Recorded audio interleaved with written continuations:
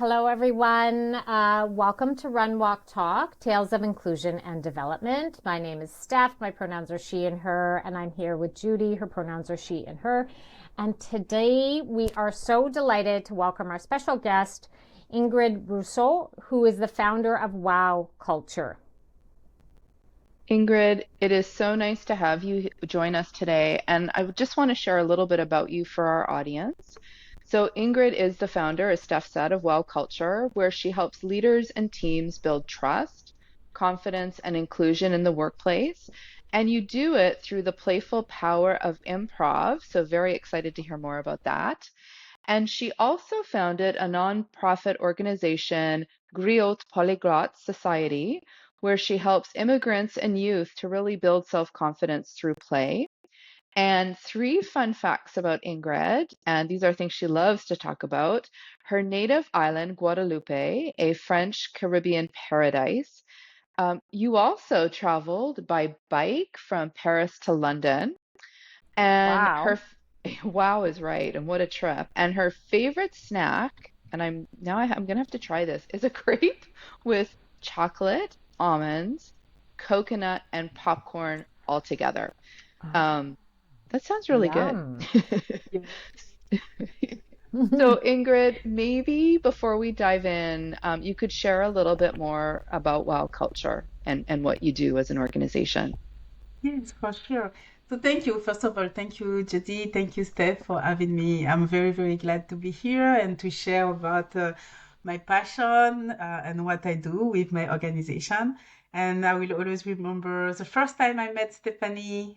We were in a panel conversation, and we share our idea. And I was like, oh, I would love to stay connected with her because we shared a lot of the same values, and I love her energy as well. So yeah, She's got thank you great so much. energy. Yes. So about my organization, so I started actually with Griottes Polyglotte at the very beginning. It was a for-profit at the beginning, and it was because myself I wanted to find a place where I would improve my confidence speaking English, and it's evolved now. It's focused on helping immigrants to improve their confidence speaking French or English, but also for them to be more confident for job interview, but also when you see an injustice, so you can speak up against racism or discrimination, bullying. You can also improve your confidence for public speaking. And it's all of those workshops for Griot Polyglot. It's what I was looking for myself when I arrived here in Vancouver 8 years ago. Oh my goodness, 8 years ago. And I would I was looking for a place where I would learn through play and connect with other people, but still through play. I didn't want to go to a school or a language center or something too serious. I just wanted to have fun. So through Griot Polyglot, I've been working with schools and other nonprofits that help immigrants, and I saw the impact that can have on people, on participants. So I wanted through the work culture to have the same impact in the workplace. And something as well that I focus on when I go to the workplace is one of the main principles of improv, which is make your partner look good. For me, if we bring this principle into the workplace, it will change how we uh, interact with each other. In a meeting, like someone say an idea instead of just jumping on the idea, either say no or yes, whatever we want to say, but how to make that person look good through that idea and build on. It could be even through an email. Someone sent an email, and instead of just fire up with comment, how to make that person look good through Hmm. that email, even if we don't have a face-to-face interaction.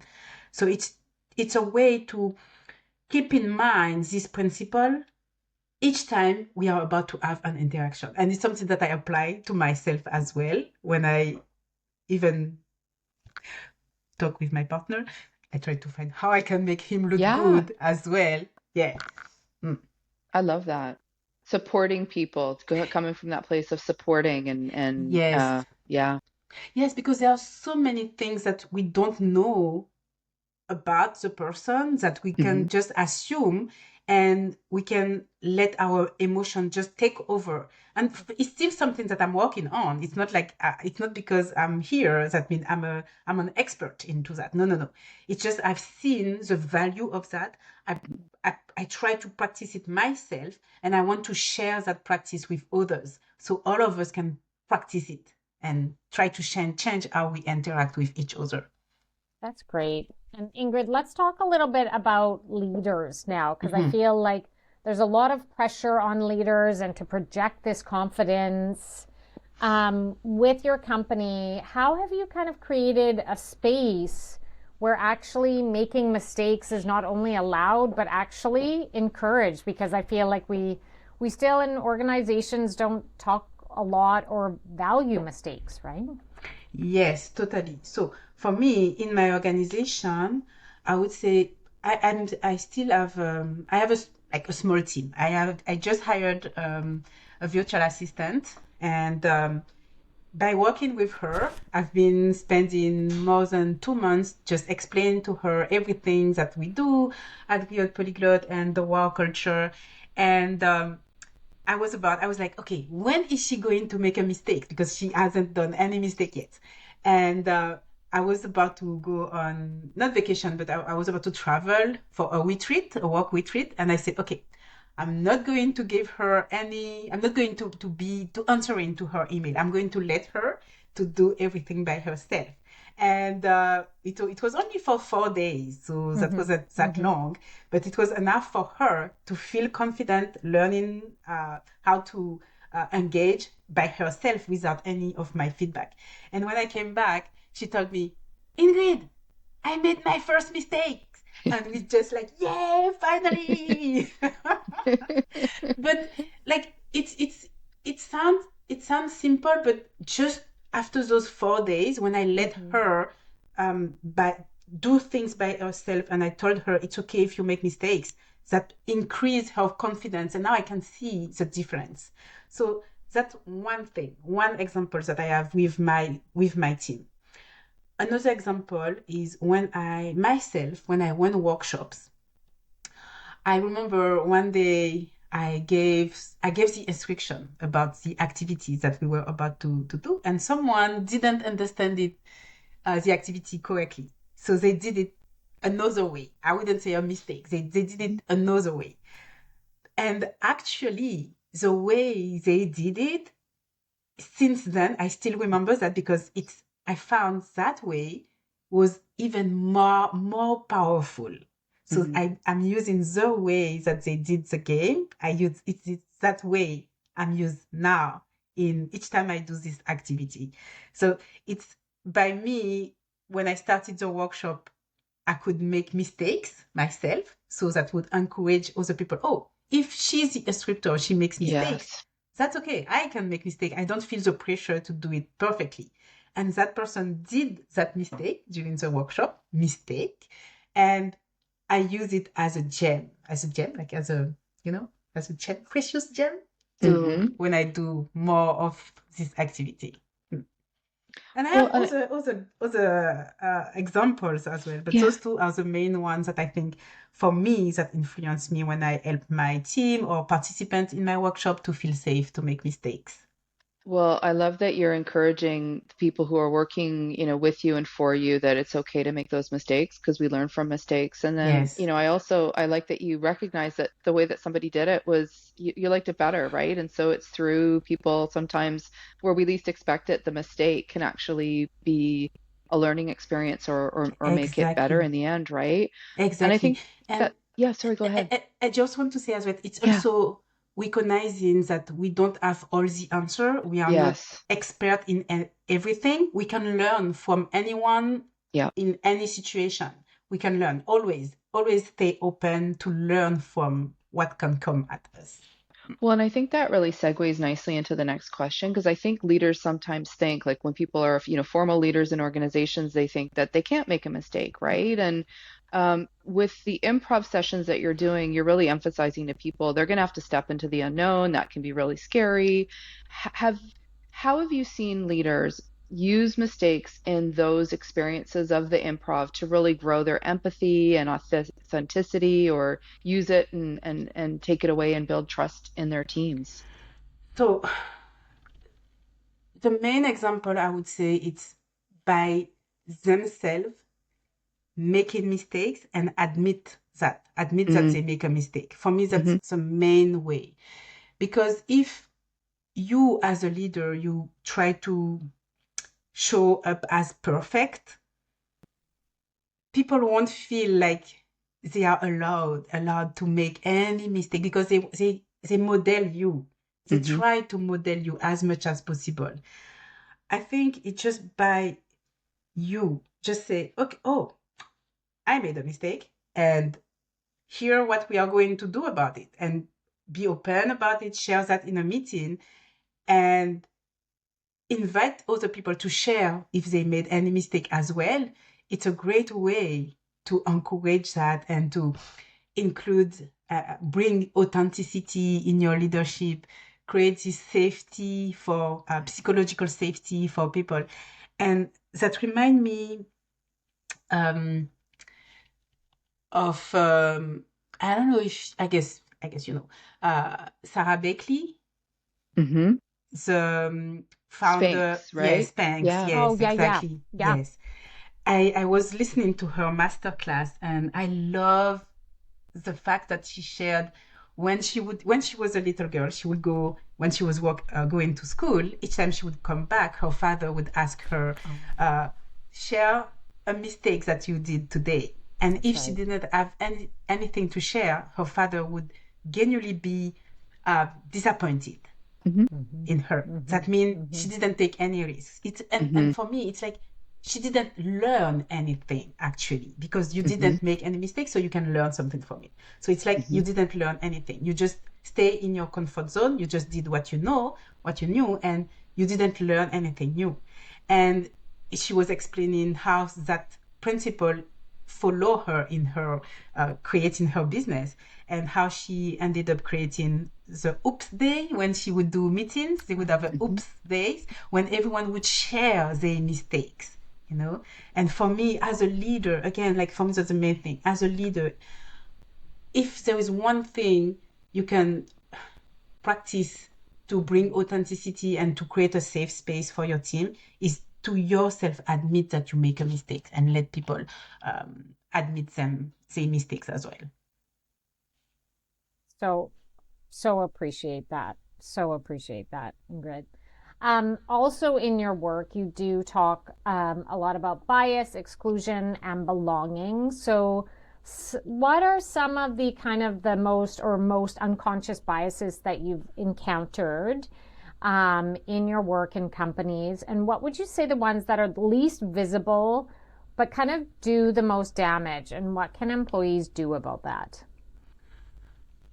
I think the ones that I've seen the most, and even in myself, it's the affinity bias. It's when you relate to someone, because it's so easy to find your tribe, to find someone who look like you. We want to belong. So when you find someone who share the same interest than you, that person becomes more likable. And this one for me is the most insidious, because it's so easy to fall into this one. And like for example, again, I'm going to take that example, me recently hiring this virtual assistant. And I remember when she shared with me that it's just something she just shared with me that she loved ice cream. This is stupid. Like, as soon as she shared with me that she loved ice cream, my brain so like, I like ice cream good too, person. right? Yes. Yes, exactly. For me, I think that's a good person. That's someone I would love to work with. But I would say that too. Yes, it's very insidious. It's very simple. It could be silly, but I just took that simple example to show you how it can just come without even we notice about it. Because when that person says they like the same things on us, we give them unconsciously, we give them some points on top Mhm. of whatever that they already have. And compared to the other who say, oh, I don't like ice cream. Say, oh, how come you cannot like ice cream? Like, seriously, So it's just like, yeah. So for me, this is the affinity bias where Yeah. you connect with someone based on something that they share with you. And this one, it's how to prevent that is to be aware of that. Like if we can say like, oh, okay, another training. But if you don't do that training to learn about unconscious biases, it comes so easily, you won't stay aware about it. So you need to do those trainings. So for me, when I do my training, it's most playful, but for me, even the lecture, like just having a lecture, like just having someone present you those biases, it's important. Doesn't need to be the way I do it, but at least have someone to talk about those unconscious biases so we can be aware. And when you are aware about it, you cannot say, oh, I didn't know, because now you know. Now And you the know. only trick you can do is when you are about to make a decision or choose someone instead of someone else, ask yourself those questions. Why I'm really choosing that person? Is that because there is something that I recognize in them that look like me? Or is that because they say something that I like? Like, question this decision. And I don't say that doesn't mean that you should hire that person. This is not what I'm saying. It's just to analyze and be honest with yourself why you hire that person. Because someone can like ice cream and be a terrible person. But if you are aware of exactly why you are hiring that person, if I take the hiring scenario, you can make a more informed decision.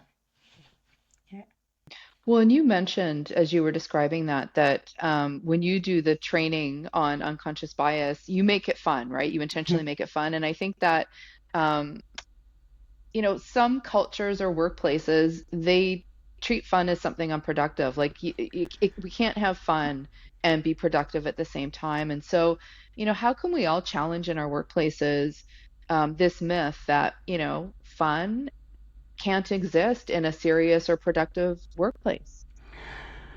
For me, and again, it's my opinion, it's first of all to think about how much time you are going to spend in the workplace.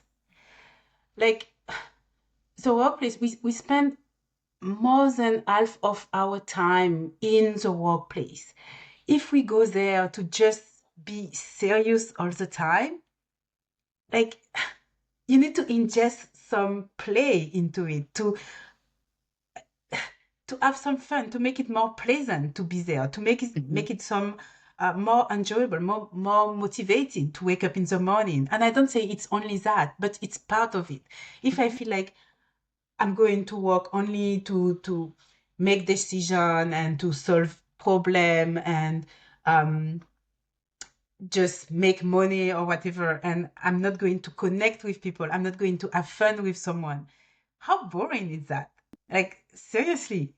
No, for me, it's take that time and find ways where even you go in a meeting, how you can make even the first minutes of the meeting, how can you make it more fun for people to feel more open? And again, it's tied with psychological safety. When you create that openness, when you create that playfulness, people can feel more open to share whatever ideas that they may have.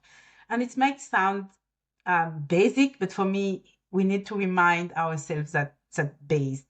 And also something that I find really important is to do not take ourselves seriously.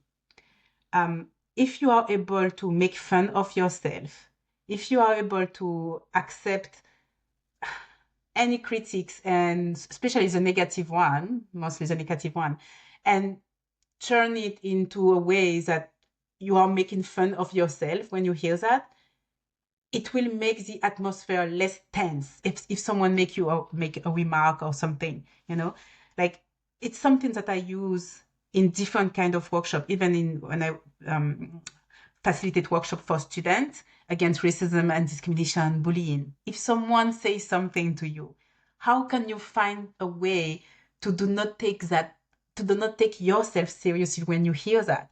If they tell you like, oh, you always late, or people like you are always late, you can find a way to make that fun, like find a way to give an answer to kind of show that person, oh, that's funny what that you said. That doesn't touch me. That doesn't affect me emotionally. I'm just going to make fun with whatever you said. And bringing that lightness in the workplace, for me, that can solve a lot of issues that we can have in the workplace, like regarding like bullying, discrimination, even how do you call that? The status, like power dynamic, even the power dynamic. If someone they just got hired and they want to show that they are the best or the good person for the job, they will show themselves so seriously all the time. They're very serious, because it's their first position, or it's a high responsibility position.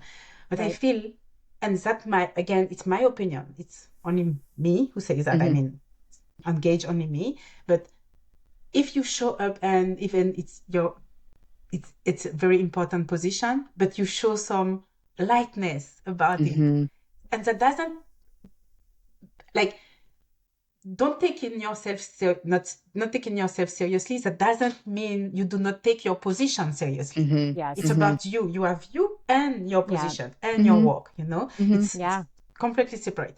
But if you are able to show some lightness when you come, when you are in the room, you smile with to people, you acknowledge them, you ask them about their day, you make some jokes with them.